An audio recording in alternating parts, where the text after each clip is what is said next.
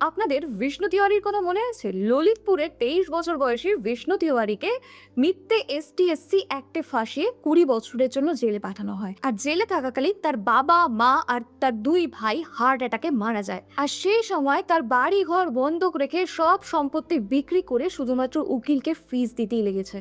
তো আজ যখন বিষ্ণু তিওয়ারি জেল থেকে ছাড়া পেলেন, মিডিয়া তাকে জিজ্ঞেস করছে যে আপনার এখন কি চাই।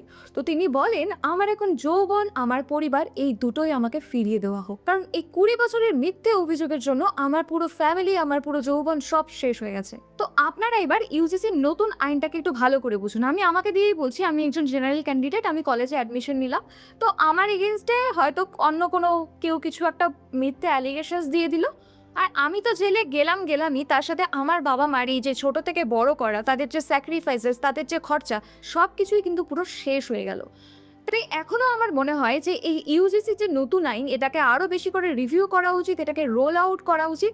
কারণ এই সামান্য একটা জিনিসের জন্য আমাদের জেনারেল কাস্টের ফিউচার কিন্তু পুরো ধ্বংস হতে চলেছে। কর্ণাটক গভর্নমেন্ট অলরেডি বলে দিয়েছে যে আগামী বিধানসভা ভোটে এই আইনটাকে পাশ করা হবে। তো এখন কনসার্ন কিন্তু আমার আপনার। আর ভারতে এখন যেসব পলিটিক্যাল পার্টি আছে, সব তো তাদের ভোট ব্যাংকে পূরণ করতেই চলে যাচ্ছে। এইসব বিষয়ে কে কথা বলবে?